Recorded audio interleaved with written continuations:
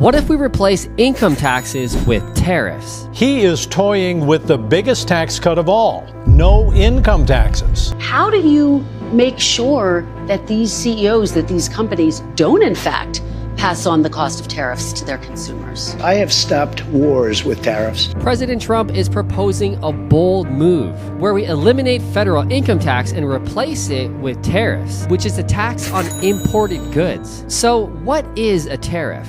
It's a tax that makes foreign goods pricier, encouraging us to buy local. For example, if Mexican toilet paper costs $1 for one roll and domestic toilet paper costs $2 for one roll, 100% tariff slapped on Mexican toilet paper is going to make an even playing field. They're going to be the same price. So what are the potential benefits from this? Well, it's going to boost US business and jobs, it's going to increase government revenue, and it's going to pressure other countries to make better trade deals with us. We like to say people kind, not necessarily mankind, because it's more inclusive. There we go. Now, what are the potential downsides? Well, it's going to be higher prices for everyday consumers, retaliation from other countries, think trade wars. We will go to the extent of cutting off their energy, going down to Michigan, going down to New York State, and over to Wisconsin.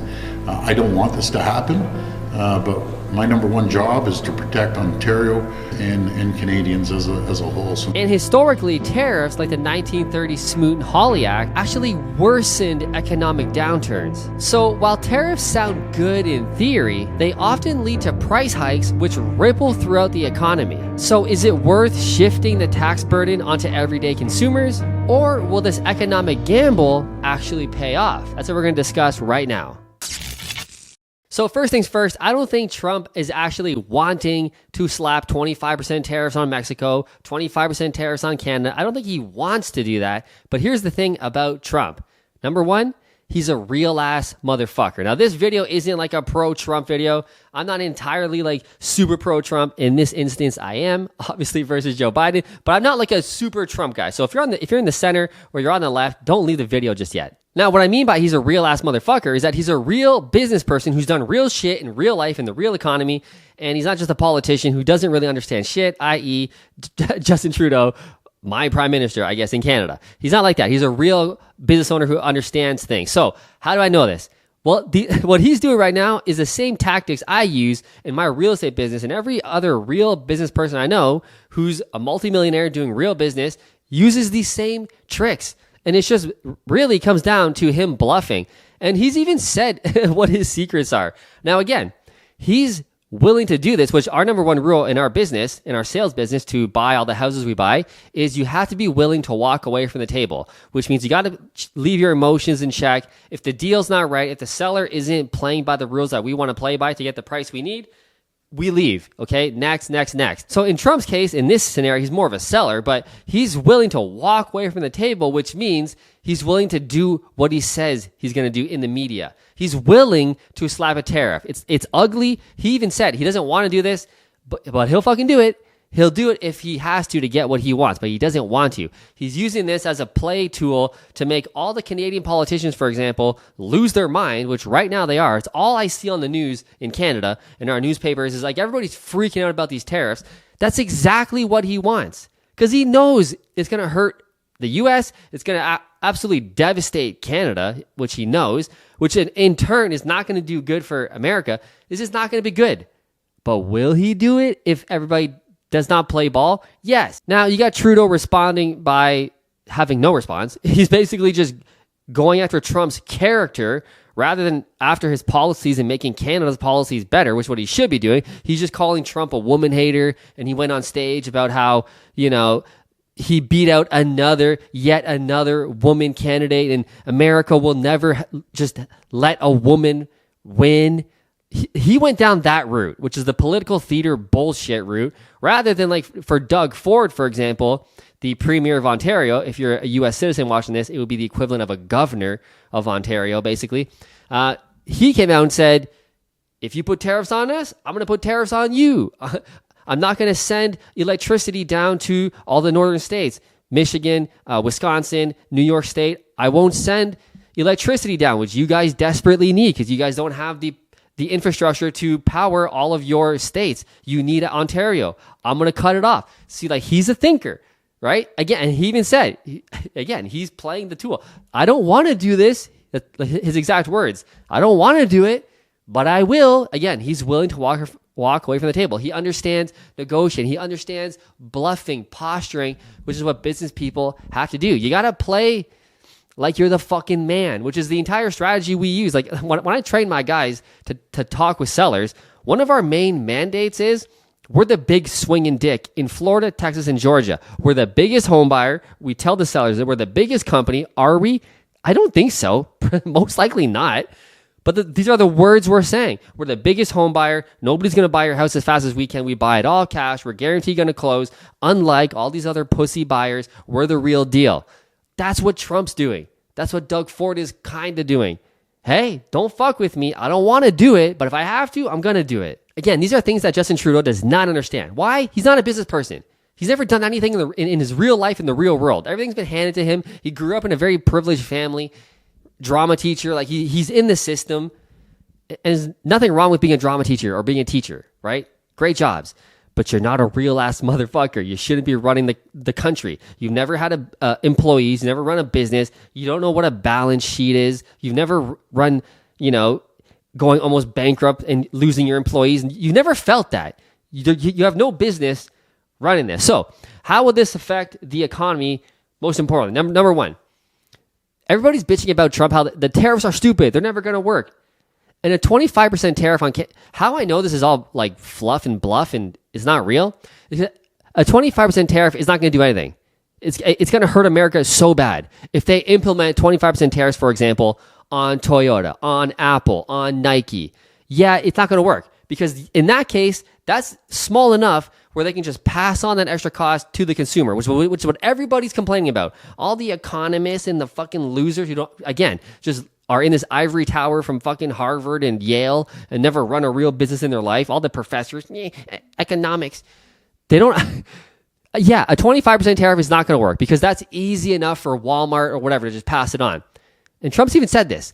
If I put tariffs on companies specifically, which is what he's mainly targeting is companies, I'll get to that in a sec, he's going to put hundreds of percents, if not thousands of percents of tariffs, which is the next point I want to lead to.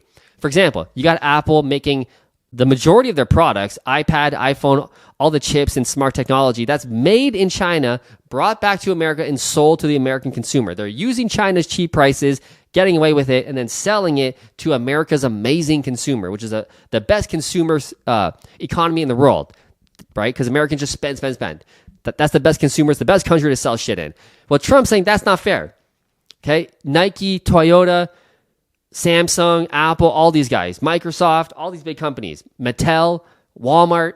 If you're going to make shit over there and bring it back, you're not bringing it back here and selling it to our great people unless you're going to pay a 200% motherfucking tariff. Now, 200% and up is enough for a Nike, for a Samsung to go, oh shit, that's way too much. But I still want to sell to the American consumer because that's the best country to sell in. 380 million people who love to spend money more than any society on earth. I want to sell my products in America. It's the best place to be. And he's slapping 200% tariffs on me. The only way I can sell in that country, which I desperately want to do, is I got to make a plant in America, make it in America, and sell it in America. That's exactly what Trump wants. And that's the whole angle. This 25% tariff on Mexico and Canada is horseshit. It's not going to happen.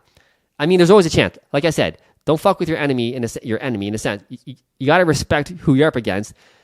He'll do it. I think he'll do it if push comes to shove, but it's going to take a lot to get to that point. Canada and Mexico would have to seriously fuck up negotiations to piss Trump off to the point where he slaps a tariff on Canada when he knows Canada's going to slap the same tariff, if not more, on the other end. It's just going to be a back and forth piece of shit.